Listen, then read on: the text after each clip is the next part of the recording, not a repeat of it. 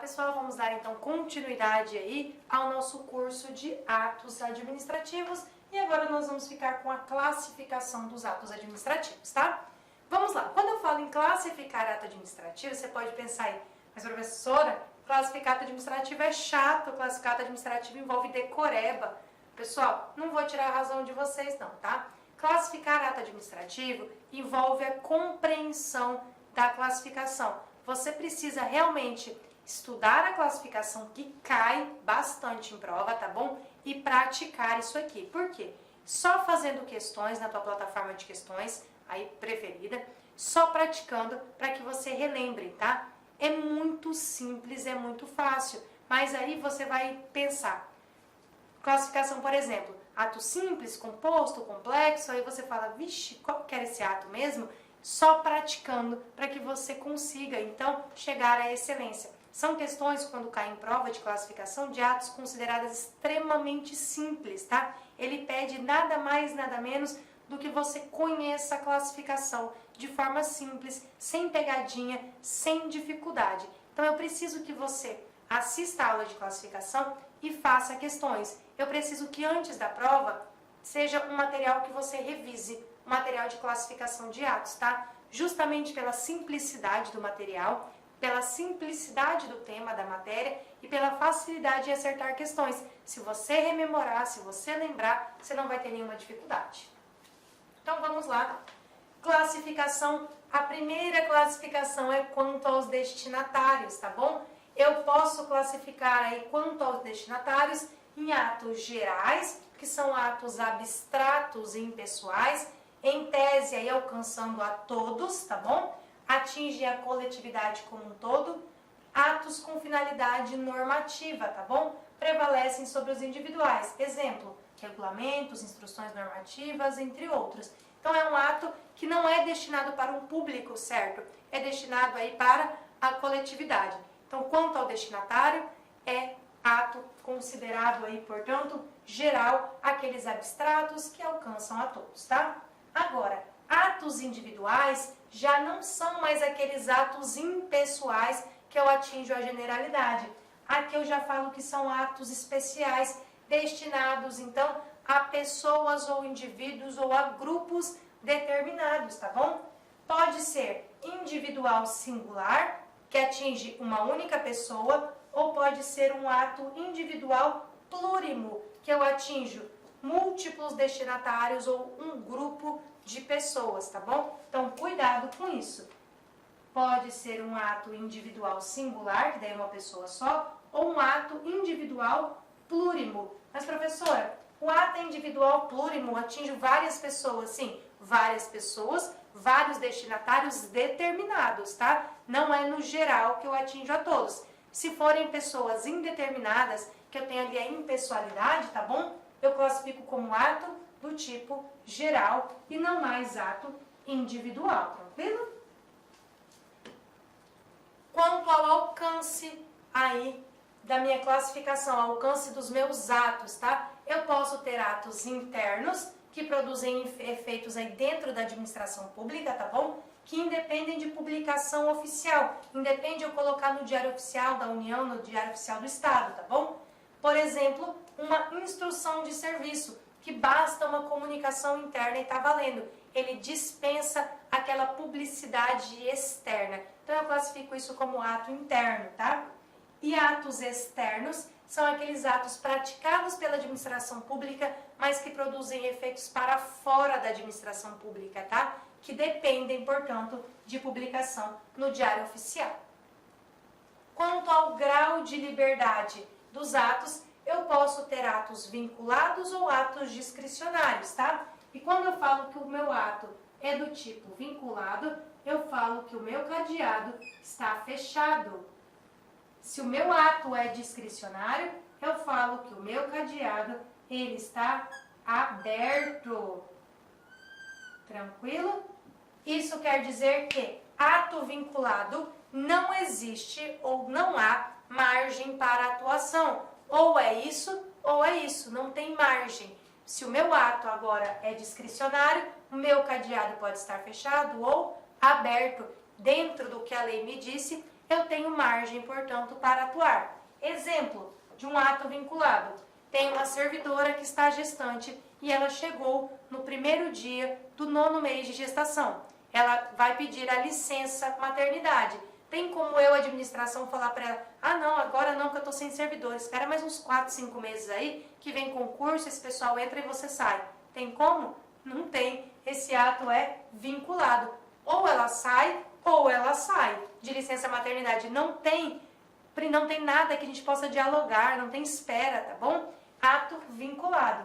Ato discricionário é um ato em que, dentro da margem da lei, eu posso optar por alguma das situações. Já que estamos falando em licença, vamos de exemplo, então, das licenças.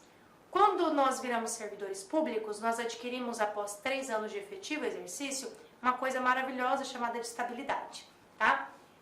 Essa estabilidade me permite, entre algumas coisas, pedir uma licença para tratar de assuntos particulares, tá? Só que essa licença pode ser concedida ou não pela administração pública, depende. Então, eu, servidor estável, quero pedir licença para tratar de assuntos particulares. Eu digo à administração, eu posso sair? A administração analisa e fala, olha, servidora, agora não, mas está vindo o pessoal do concurso aí que vai tomar posse, e aí a gente vai ter pessoal suficiente, a partir da entrada deles você pode sair, beleza? Perfeito, a gente pode conversar. Ou ela pode falar, tá bom, pode tirar sua licença sem problema nenhum, a gente dá conta disso aqui sozinho. Pronto, tá vendo que dentro do que a lei fala, eu tenho uma margem. O meu cadeado pode estar fechado, como o meu cadeado pode estar aberto, tá bom?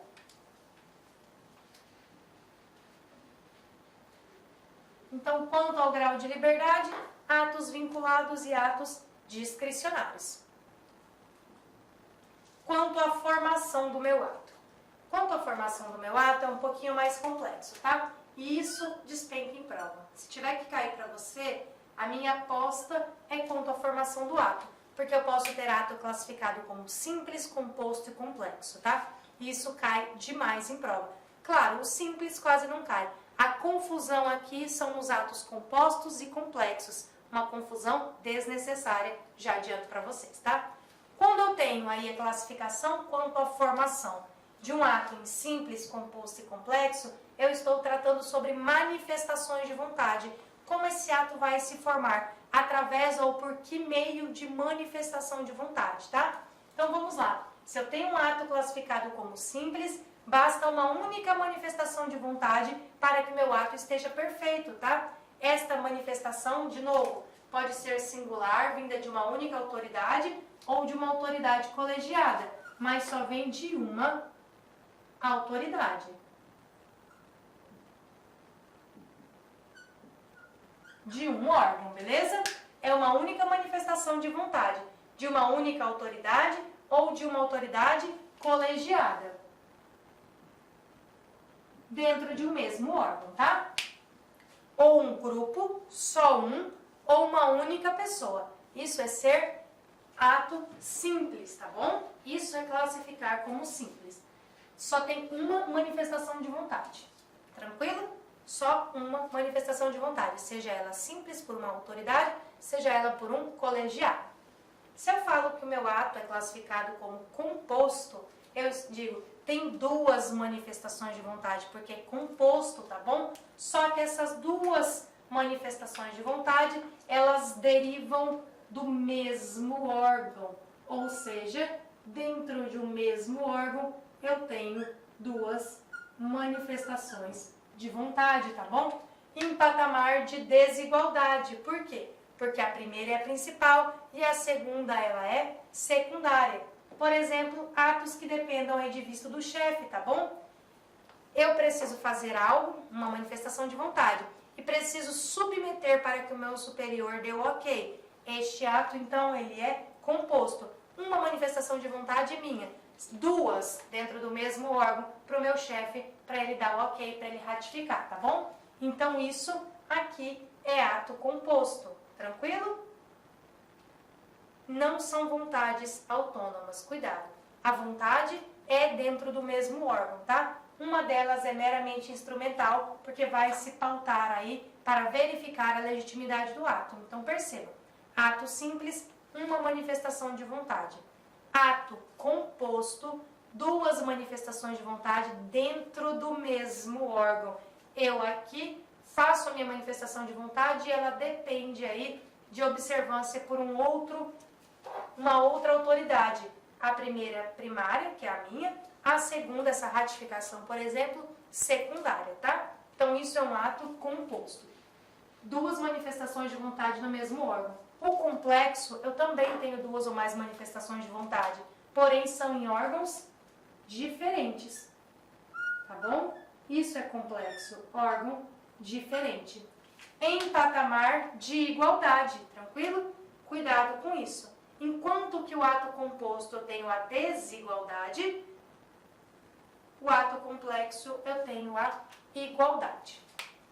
Exemplo, nomeação de dirigente de agência reguladora. Como que é feita essa nomeação de dirigente de agência reguladora? O presidente da República, ele faz a nomeação do nome e este nome é passado por uma sabatina no Legislativo, pelo Senado Federal, tá ok? Então, uma manifestação de vontade de um órgão chamado Presidência da República, chefe do Poder Executivo. A segunda manifestação de vontade, já que são em órgãos diferentes, pelo órgão legislativo, que é o Senado Federal, que faz a sabatina, tá bom?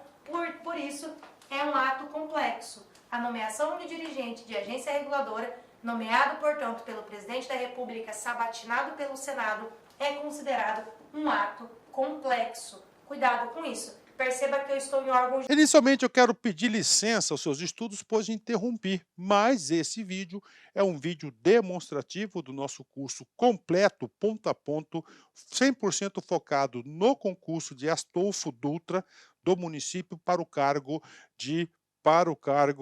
para o cargo especificamente de guarda municipal, tá certo? Cara, vem estudar com a gente.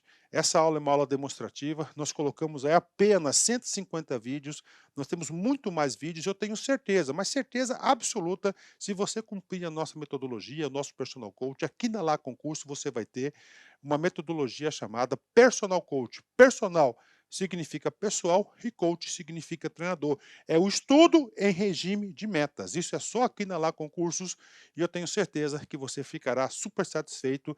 E para você aí do município, promoção, investimento apenas R$ 100. R$ 100, é isso mesmo. O que você faz com R$ 100? Professor, parcela em 10 vezes sem juros ainda, esses R$ 100. Então vem estudar conosco aqui da LAC Concursos. Forte abraço, espero vocês. Tchau, tchau.